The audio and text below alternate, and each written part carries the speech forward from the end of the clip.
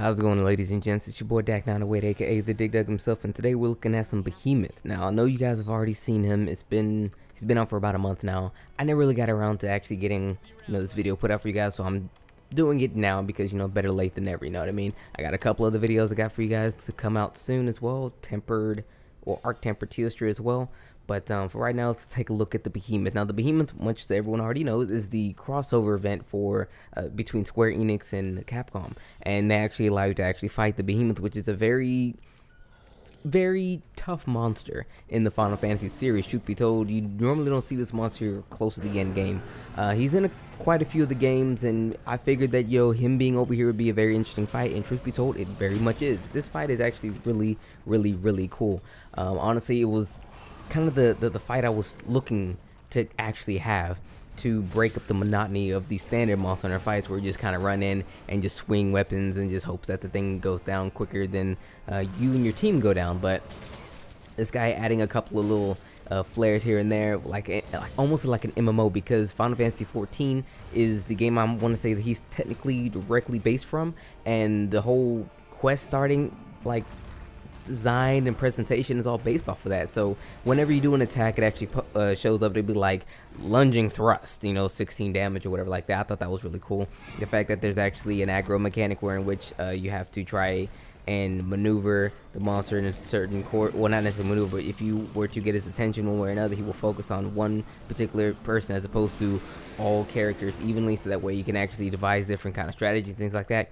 I figured that to be actually very cool, and would like to see something more like that in the future. Given the sense that the Behemoth himself is was rather an event quest, but he's actually here to stay, which is actually really cool. So for those of you who actually have yet to actually fight him, don't worry, he's here, because a lot of people either don't have time to jump on the event quest, doing the part that most of them are timed. You only get to actually do this quest for like a week or something like that, in kin to Call of Taroth, who's the only siege monster we have. It's good to know that Behemoth is here to stay. Now, with that being said, let's talk about what it actually takes to fight my man. Easily enough, all you have to do is go through a small sequence of special assignments. We only get a few of those, so it's no real big deal. First, you fight a giant Kutku. Then you fight, we do like a test run of the Behemoth, then you do the real Behemoth, and it's nothing too flashy, the stuff before then. I'll probably do a giant Kutku video. I think I have a video of that somewhere on my hard drive. I'll get to that if you guys really want to see the giant Kutku video. I mean, the thing is, you can't go back and fight the Kutku again, so I don't know if I should even put the video on there, but he is a different type of Kutku, and I am uploading all the new monsters and things like that. It's safe for just regular tempered. I'll put the arc tempered ones out there, but I don't know, I'll probably upload the giant Kutku video sometime between now and sometime later, because Generation Ultimate is out and I'm kind of doing that stuff. Anyway, back to Monster Hunter World. Behemoth, once you actually get to fighting him, he does a sequence of attacks. He'll actually do, I'm just gonna give it the names that we call it when we're actually fighting, like the call out names. He'll do the wind spell, which the standard Behemoth takes about 5 seconds so for him to cast, and what you're gonna want to do is you're gonna actually want to, whoever is targeted by this spell, you want to move away from the battle as quickly as you can, probably into a wall or just away from the fight in general, because this particular attack will track whoever it's actually targeting. You don't have to be the the person who's going to be the tank role for it to actually for it to track onto you. However, though, if it does has its aggro set to one person, it will not do the spell. It would only do Meteor, Comet, and Thunderbolt later on. So the wind spell, you kind of want to move to the far ends of the map. You don't want to be at the entrances to any areas, because he will put the wind there and then no one can get in or out, and that's a bit of a bummer, excuse me.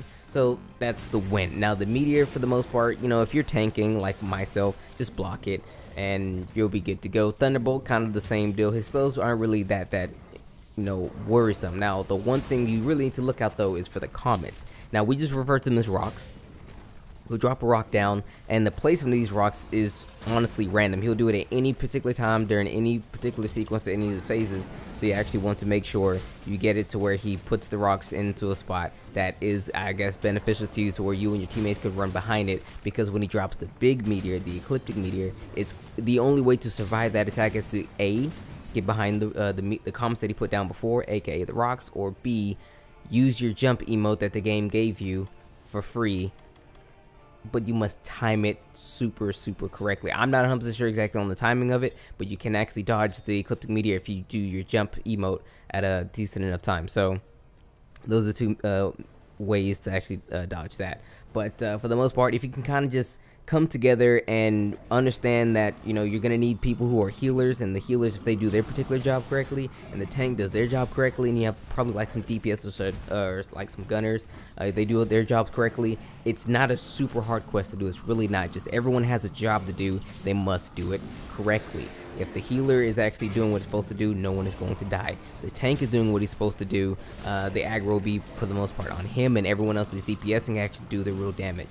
So it's just really all about the placement of the comets once he actually drops them, and then how you manage yourselves during the fight up until then. Now he can break these comets, so if he actually drops a comet and he stays around in the area and he just like does all of his attacks right there, his spitting attacks, his slam attacks, whatever, he will break the comets. The thing is, there's a limited number of these comets, so if he breaks all the comets and then he drops the fat ecliptic meteor, unless you're all good with the jump emote, you're all dead. Okay, so try not to let him hit the comets. Drop a comet in one area and then kind of move to the other end of the battle a little bit and try to get him to fight around over there. Just don't, make sure you don't break the comets, because you can as well, or don't let him break the comets.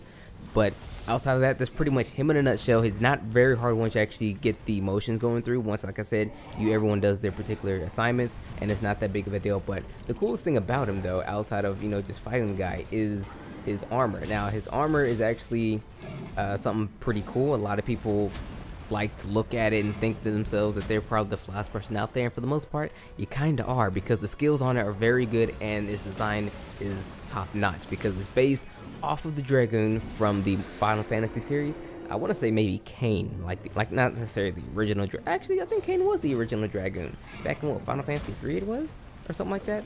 I can't remember. My Final Fantasy stuff isn't all tight, but what is here though is the skills. Now the skills are tremendous. Okay, this set bar none might be probably one of the best sets in the game right now, but off the top it gives you critical eye 6, attack boost 3, crit boost 3, power prolonger 1, and airborne 1. On top of that, you have 2 set abilities, elemental airborne and master's touch. Elemental airborne, it does more elemental damage when you do attacks in the air, and master touch, so long as you're doing critical hits, you will not lose your sharpness. So if your critical is at 100 by whatever means, let's say you take that crit eye, max it out, put in latent power or something like that, it activates your critical hit chance, or your affinity rather, is 100%. You will not lose sharpness no matter what you do, so long as you have 100% critical, or for the most part, so long as you actually hit a critical hit.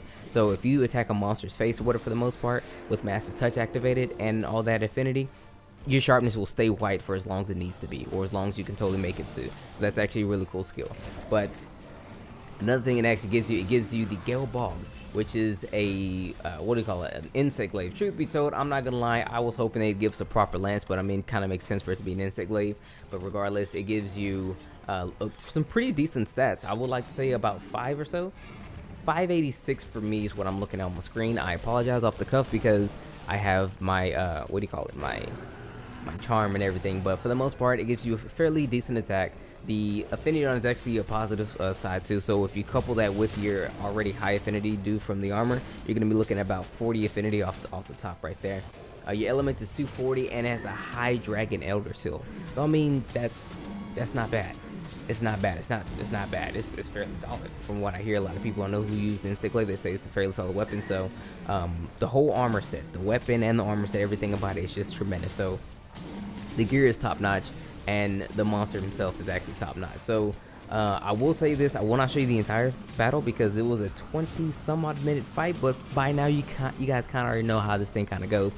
But that's for the most part the information I can kind of give you guys on the Behemoth in a nutshell. I mean, he's not and in the beginning he was tough, but once you actually understand your roles, it's not that bad. I played the tank role. My whole part was to actually make sure he looked at me the entire time, and I'm sure you guys already know that if he's casting the wind spell, you can shoot a flash pod, he'll stop casting the spell. Or if he's actually targeting someone and it's probably the wrong person for him to be targeting, throw another flash pod, boom, that gets neutralized as well, and then you could restart the aggro all over again. I mean, this is all old hat by now, but I just really want to get this video out for you guys because there's a couple things I need to actually do. A couple more videos is a couple more videos I need to put out before I start dropping Generation Ultimate videos, and this was one of them. But regardless, it's been your boy Dak908, aka the Dick Dug himself. Thank you guys so much for watching. I apologize this video was so late, but better late than never. Regardless, take care.